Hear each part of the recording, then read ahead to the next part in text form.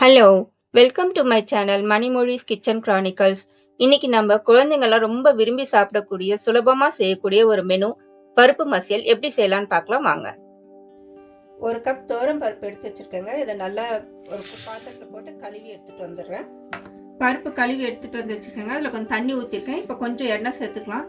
இப்போ நம்ம இதை 4-5 விசில் விட்டு நல்லா குழைய வேக வச்சு எடுத்துட்டு வந்துடலாங்க. இப்ப பருப்பு மசியல் தாளிச்சிடலாங்க. அதுக்கு நான் ஒரு கடாயில கொஞ்சமா நெய் சேர்த்துக்கிறேன்.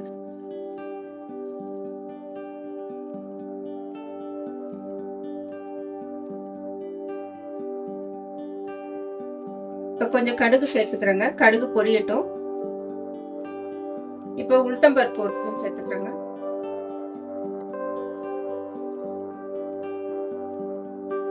மூணு காஞ்ச மிளகாய் போட்டிருக்கேங்க. இப்ப கருவேப்பிலை கொஞ்சம் சேர்த்துக்கிறேன். கொஞ்சம் சின்ன வெங்காயம் நறுக்கி வச்சிருக்கேங்க. அதுவும் சேர்த்துக்கிறேன்.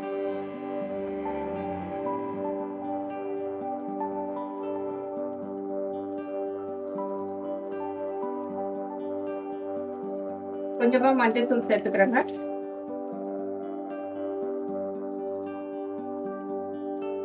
பெருங்காயத்தூள் சேர்த்துக்கிறேங்க.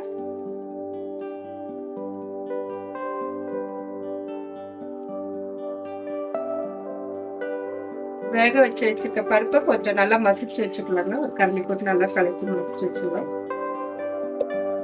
பருப்பு சேர்த்துக்கிறேங்க. பருப்பு நல்லா வேக வச்சு மசிச்சு வச்சிருக்கேன். அதுக்குள்ள சேர்க்கிறேன். இப்ப இதுக்கு நம்ம தேவையான உப்பு சேர்த்துக்கலாங்க.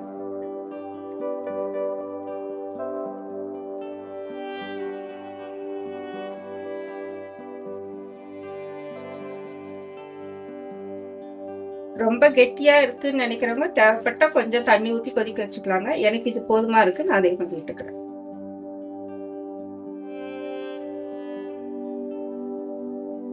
அவ்வளவுதாங்க, பருப்பு மசியல் ரெடி ஆயிடுச்சு.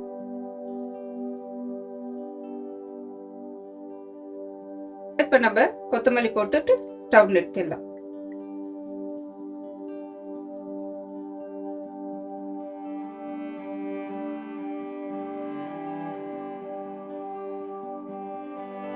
இதில் நான் நெய் அளவாக தாங்க சேர்த்துருக்கேன் தாளிக்கிறதுக்கு.